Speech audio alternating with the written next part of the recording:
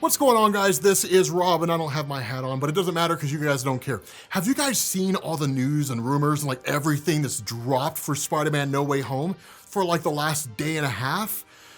It's crazy, man. It's absolutely crazy, all the stuff that's come out. But here's the thing. Some of the stuff that's come out is actually kind of disappointing. Because it just crushes hopes and dreams that we had. But to kind of get into this, one of the first things that we've seen recently is actually from Empire magazine, when you get this amazing shot of Dr. Octopus fighting Tom Holland, right? I mean, this is not the world of Harry Potter, right? So it's like a static image. It's not moving, although it'd be amazing if it was. If magazine covers were basically just GIFs, that would be awesome. But the scene itself looks great. Dude, I gotta be honest with you guys, man. I'm not even gonna lie here. I feel like I'm not the only one who's really more excited for the fight between Dr. Octopus and Tom Holland than like anything else, right? Like any number of things could happen.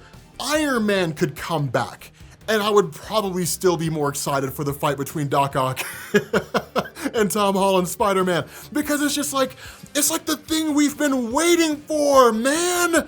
You know? Like, it's the thing we've wanted to see for the longest time, right? You know, but nonetheless, all right, it looks cool, it looks awesome, but the Empire magazine article actually mentioned a couple other things. And one of the things that it does is it seems to put the plot of Spider-Man 3 more into context and give us a much better idea of what's going on here.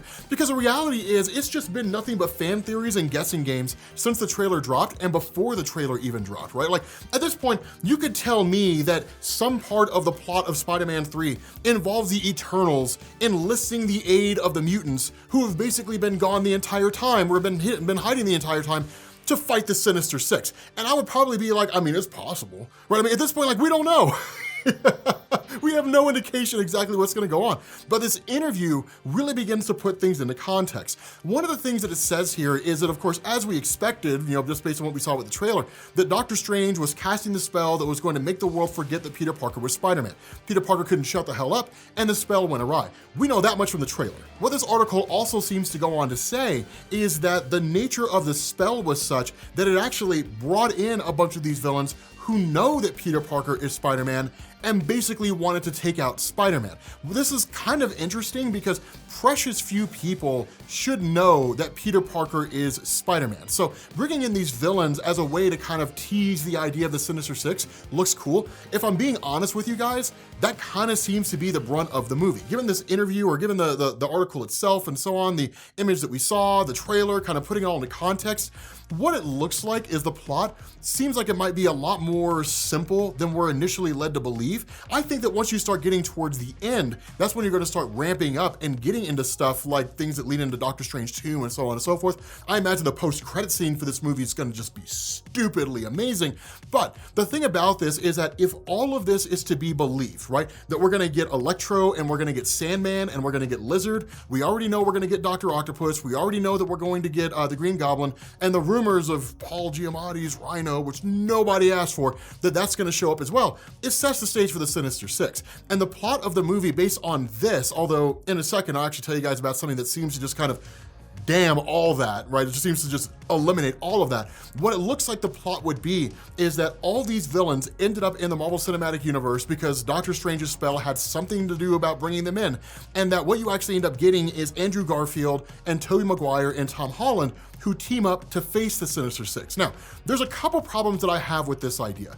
First and foremost, the fact that if the Sinister Six is going to get a movie, that it should be a movie that doesn't feel like it's kind of crammed in there, right? I do kind of like this idea, but the significance of the Sinister Six is that they almost defeated Spider-Man. More so than that, Spider-Man defeated the Sinister Six, and the way the original comic played out, each member of the villainous team faced off against Peter Parker in a location that was the most conducive to them. So for example, when Spider-Man fought Electro, he fought him in a power plant, right? Where Electro was at his absolute best, and Spider-Man still won. So that kind of a thing is what really elevated the capabilities of Spider-Man and showed you what he was really capable of.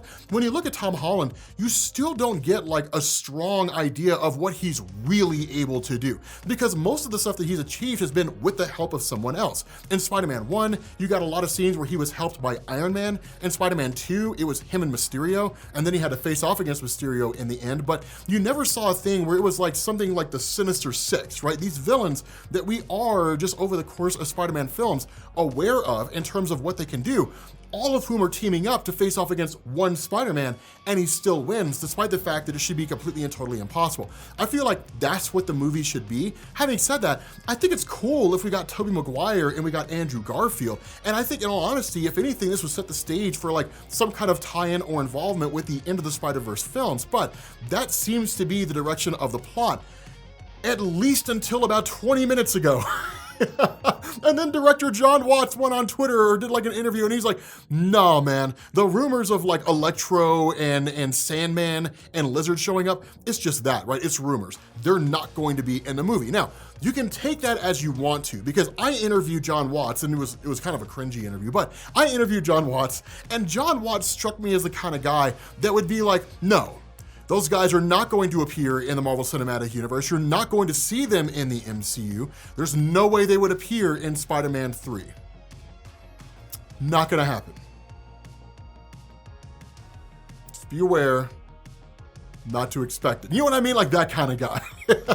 Hint, hint, nudge, nudge, wink, wink, you know, that kind of a thing. So again, it may be one of these things where he's actually telling the truth and he's like, no, they're not going to appear there, which if anything would actually kind of help the whole like mystery and intrigue. There's a whole lot going on in this film, because from what we've seen in terms of just like the early screenings from people who have seen the things that they've seen before they went back and reshot a few things here and there and so on and so forth, the early indications is that the movie has a lot going on. There's a ton going on, which actually kind of fits the colloquial name for the film as it's being referred to, which is Spider-Man Endgame. What this means for the future of Tom Holland, I don't know. It kind of goes either way. Some people are saying that it means that like once this movie's done, Tom Holland's finished in the MCU. Other people are saying, no, it's basically a reshuffling, right? It's like when Marvel Comics comes along and they issue a new #1 for a character and they change a few things up, right? And so stuff's a little bit different than it was before. Characters that you knew have basically been removed or whatever the case is. Then it's like a soft reboot for the character of Tom Holland, right?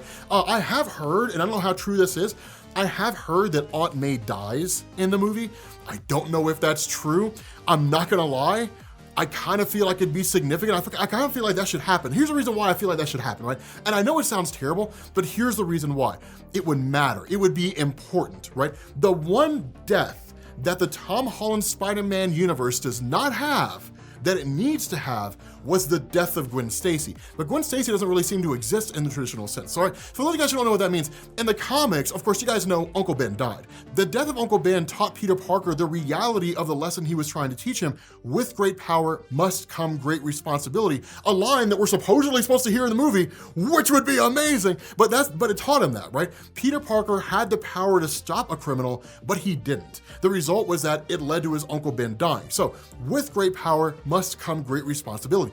The death of Gwen Stacy taught Peter Parker he can't be reckless with what he does, that he can't let villains escape if he can stop them, that he can't just leave and then come back another day. But when it comes to saving people, not everyone has the same capabilities he does. When he shot his webbing into the foot of Gwen Stacy in the comics, and depending on who you talk to, it snapped her neck and it killed her, although some people say that when the Green Goblin said she was already dead, the Green Goblin was right. He killed Gwen Stacy before she showed up, so basically Peter Parker broke the neck of a dead girl. Regardless, if he actually did kill Gwen Stacy with his action, he was being reckless there, and it taught him he can't be that way, right? So both of those deaths totally shaped Peter Parker in the future of Marvel Comics, and that death doesn't exist, right? The Gwen Stacy type death doesn't exist. You could point to the death of Iron Man, but really the death of Iron Man was kind of the continuation of this hero's journey, in the sense that Iron Man was the mentor of Spider-Man, and when he died, it was now basically Peter Parker graduating out into the greater tribe and becoming a superhero that has to stand on his own 2 feet.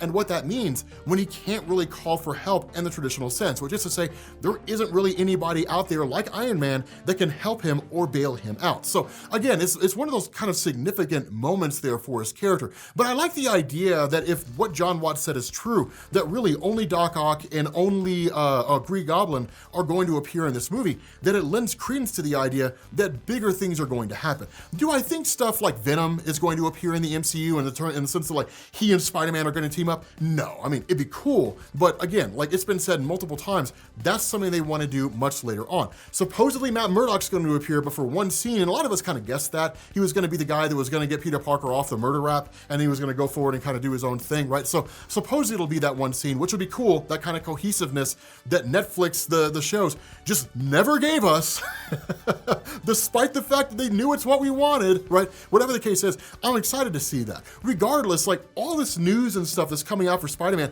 is kind of crazy, but I think the announcement from John Watts that Electro, Lizard, and Sandman are not going to appear in the movie, I feel like it's kind of crushing to a few people, right? It's going to kind of destroy a few people's hopes in terms of what the movie was going to look like. But let me know down in the comments section what you guys think about all this. Are you guys excited? And let me know, just based off your just desires and what you're hoping and dreaming is in this movie, what scene do you want to see most in Spider-Man 3? Whether it's in the trailer or in any kind of magazine articles or not, right? Your dream scene from Spider-Man 3, the one scene that you would want to see in this movie that you just feel like would just be amazing. Let me know down in the comment section. With that being said, guys, we're gonna bring this to an end. Thank you guys for watching. I'll catch you all later.